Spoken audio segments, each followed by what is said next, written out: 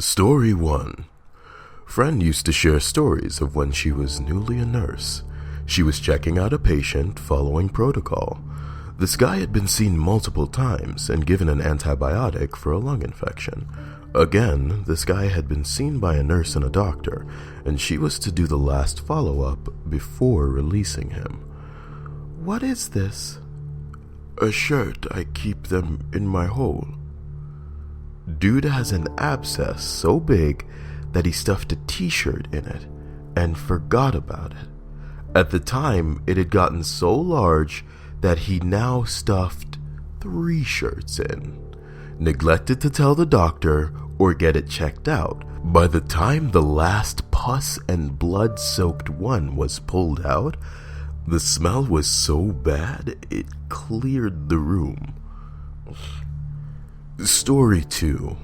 I'm not a doctor, but I'm in the healthcare field as a dental hygienist. The creepiest, most confusing thing I've seen is as follows. We had a new patient come in for a cleaning. He was about 3-4, and Mom said he had never been to the dentist before. Not uncommon for what I see on a daily basis, so at first I didn't think anything of it. I did his cleaning and then went to take his routine x-rays. This is where the shit got weird. After looking at the x-rays, I could see the child had already had a large amount of dental work done. He was around 6'7", composite tooth color fillings. When I sat back down at my chair, I asked the parents again if he had ever been to the dentist. They were both adamant that he hadn't, and also said that there was no way a relative could have taken without them knowing. What the fuck? How did this happen? Who took him? Where were the parents? Had they possibly been in jail for a long time and not known he was taken and had work performed? What if this wasn't really their child and actually some kid they kidnapped? His insurance had no record of him having previous dental work, so that was a dead end too. I think about it often, but know that ultimately I'll never get an answer. It sucks. Story 3. I was having a PT signing her admissions paperwork. Everything was going normally, and she seemed coherent until she looked out her window and asked me, "Did you see that?" I hadn't seen anything, and she said, "A man just jumped off the building." Then she shook her head and mumbled to herself how her mind isn't right anymore. Freaked me the fuck out. Now I'm terrified of getting old and having dementia. Story 3. Medical student. While on my psych rotation, came across an individual who is a chemistry graduate student. Apparently he had been taking astronomical amounts of ketamine, and he was just continuously disassociated. For the entire time I was on this portion of the rotation, 3 weeks, I never heard him speak a word. 95% of the time he was wrapped up in the sheets like a mummy, and he would just periodically laugh. A crazy soft chuckle from under his covers if you tried to talk to him. The creepiest laugh I'd ever heard. I'll never forget that.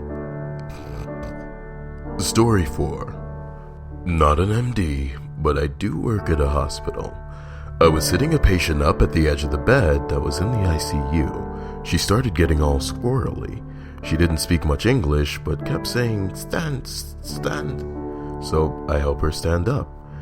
After standing for a few seconds, something told me to lay her back down.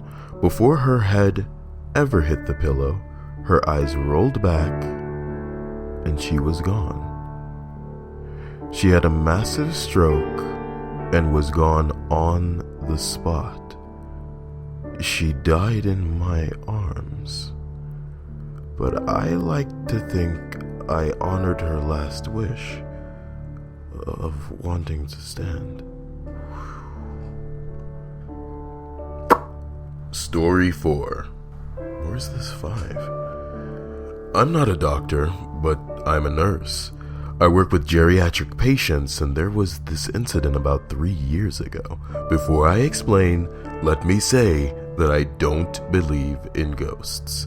Anyway, this one time I was working the night shift and I was super sleepy, so I decided to skip lunch because I wasn't hungry and go to my car and sleep for 30 minutes. I got inside my car, covered myself with my sweater, set the timer on my phone, and immediately knocked out. I'm dreaming, but in my dream, I'm still awake, just sitting there. Someone taps on my car window and I see that it's one of my patients. We'll call her D. Surprised, I ask Dee what the hell she's doing outside, and she tells me she is looking for her daughter. I tell her to go back inside and that we will call her daughter in the morning. My patient becomes angry and starts banging on my car window. I kind of freak out and try to reach for the door handle to get out and calm her down, but I quickly realize I can't move. Let me add that I frequently experience sleep paralysis, so even though I am asleep, I realize what is happening. I fight it. I try squirming my body in an attempt to wake myself up. I finally manage to wake up and my heart is racing and my forehead is a bit sweaty. I sit there for a minute, realize it was all a dream, and roll the window down to cool myself off. The break is over and I clock back in and see that my supervisor and 2 other nurses are huddled in front of a room. I am still by the station clocking in when they see me and call me over. I walk over thinking maybe something was wrong with the ventilator or the patient fell, but my supervisor tells me D died while I was on my lunch break. Since most of our patients are do not resuscitate, I was not paged. It took a couple of seconds for the message to register and I freaked out internally. I got goosebumps, but didn't mention anything to my supervisor about the dream. I don't believe in ghosts or anything like that. And I most likely had that dream because she was the last patient I interacted with before my break. So she was still on my mind and I was mentally going over my patient's charts in my head. Story 5. Not a doctor, but I once had a patient chart on my desk that seemed a little fuller than most charts. When I opened it, there was a baggie stapled to the inside, filled with dead skin, cotton balls, and hair. The chart note said that the patient believed they had bugs crawling on their skin and brought in the baggie as proof. They had been brought in by a friend who took the patient to the hospital at the urging of the doctor to seek psychiatric help because there was nothing there. It was just dandruff and hair. She ended up calling several months later and I somehow got the call. She screamed at me about how we betrayed her because she came to us for help and we sent her away where she got a lot of medical bills that were stressing her out and making the bugs worse. Not the worst story, but I felt bad for the girl and she needed serious help. Story 6. I work as a psychotherapist in a hospital system. My definition of creepy is probably quite a bit different from other medical professionals. The one that got to me the worst was a patient who came to us after attempting suicide by sawing both his arms off at the forearm with a table saw. His arms were reattached fairly successfully too, with only limited impairments in mobility. All I could think was how bad it would have to be to live in his head that sawing his arms off seemed better than that. He has since completed suicide. Story 7. Paramedic checking in. A few years ago, I responded to a call for a pregnant female who shot herself. The 911 caller hung up before any more information could be gathered by dispatch. We arrived to find a girl in her early to mid-20s sitting on the bathroom floor, leaning against the front of the bathtub, slumped over. She was obviously pregnant, looked to be 3rd trimester to me. She was unresponsive and barely breathing, with a rapid carotid pulse. A small revolver was on the floor next to her. We found a single gunshot wound to the center of her very pregnant abdomen. The patient's mother and 4-year-old son were on the scene. The mother told us that the patient invited her over for dinner for some company, as she had been fighting with the father of her fetus all day long. The mother stated that in the middle of the dinner, the patient excused herself from the table to use the bathroom. That's when the mother heard a single gunshot. Anyway, the mother told us that the patient was 23 and was almost full term with her second pregnancy. To make a long story short, we intubate the patient, establish 2 IVs, carry her down from the 2nd floor to the truck, and haul ass to the trauma center. The patient went into cardiac arrest as we were wheeling her into the hospital. CPR was started and an emergency C-section was performed in the ER. Both mom and baby died. The bullet went through the baby and through mom's abdominal aorta. Her belly was full of blood. Fucked up call. Story 9. Paramedic here. We got a call to go out to a scene for an elderly woman with chest pains. Arrive at the house, front door is open. We knock, hear the old woman calling out from the back. I'm in the back room. In a very monotone and calm voice. My partner and I go to the back of the house looking for this woman, and that's when we smelled it. Nothing prepares you for the smell of rotting corpse. I've smelled it a dozen times, and it never gets any less disturbing. We radio for police and ALS backup as we move through the house. We open the door to the master bedroom, and there is our patient. She's approximately 80, and she is staring at the master bathroom with these cold, dead eyes. She never once looked at us as we approached her and began talking to her. I got to the bedside and got in front of her gaze, and she just looked right through me. I turned around to see what she could possibly be looking at, and there was the source of the smell. A man, about the same age as the patient, is on the floor with very little left of his head still attached to his body. A shotgun lay on the floor next to him, and most of his head was strewn about the walls and bathroom counter. We loaded the woman up in the ambulance, and our police backup pulled up. I don't think that the woman blinked once the entire time she was in our care. Fucked me up too. Story 10. On a medical school rotation in psychiatry, I rotated at a hospital which is essentially a full-time psych ward for folks who have pleaded insanity or ended up in an acute psych hospital and were eventually transferred here because they could not become well enough to go home. The place was actually very nice. It was nothing like you see on TV. It was essentially like a college dorm with 6 or 8 wings total. Each wing had like 16 rooms, and each wing was broken down by gender. Each wing also had a gated outdoor area and a gym area, so the patients had a relatively good life, considering. Met many patients with many crazy stories, but one always will stand out.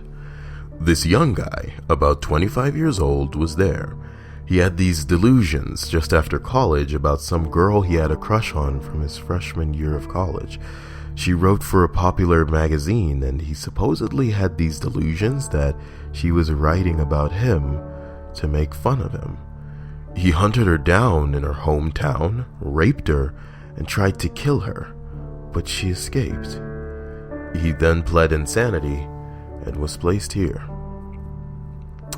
I went up and talked to him as a little third-year med student. I started asking about his delusions and whatnot. It turns out his father was high up in an international company and worth millions. The kid, who was hauntingly normal on the surface and incredibly creepy once you started digging, told me that he basically pled insanity only because his lawyers told him to.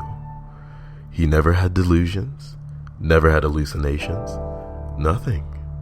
He basically thought the girl was hot in college, drove 400 miles to rape her, then freaked out. But his lawyers advised he plead insanity because as a soft upper-class kid, he'd do much better in the psych ward than in prison. So there he was. Luckily, he'll likely spend longer in there than he would have in prison because generally that's how it works. But he seriously creeped me the fuck out. bonus story, since I probably fucked up counting anyway. My mom works in the local ER and sees a lot of interesting stuff. I'm relaying the story she told me. Once, there was a guy who'd been stabbed who was being wheeled in and was still in shock, so he wasn't really feeling the pain yet. He was eviscerated and was holding his intestines, trying to push them back in, and the docs and nurses had to try and retain him from doing so he wouldn't damage them further. To anyone who's had bile drains like me, this will make you cringe. As a tech in the psych ward years ago, there was a 7-year-old kid sent to the floor because the mom didn't know what to do with him. Sadly common thing to happen, even if the kids don't have psych issues. Anyway, the mom was shaking and crying, and they had to take the kid into another room. She was genuinely afraid of her son. She had suspected something was wrong when she kept finding mutilated animals in the backyard, but never heard or saw coyotes or anything around. The neighbor's smaller pets started disappearing. The boy had an obsession with knives, hiding them around the house, denying anything when the mom confronted him. Then, when the two started getting into arguments, he would get really violent and hit her, push her down, kick her, threaten to kill her. On multiple occasions, she woke up in the middle of the night with him standing beside her bed, staring in the face. She put extra locks on the bedroom door to feel safe while she slept at night. The last straw was when she lifted up the mattress and found 50 plus knives of all shapes and sizes under there. So, she brought him to us. I remember talking to him, treating him like he was just any other kid that came through.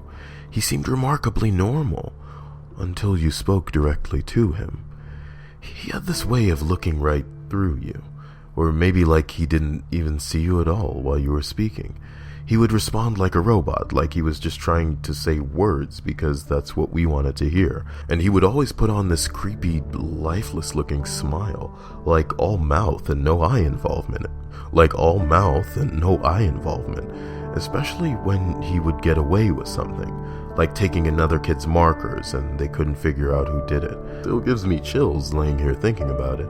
I'd often get up and close my own door. I believe I met a 7-year-old psychopath.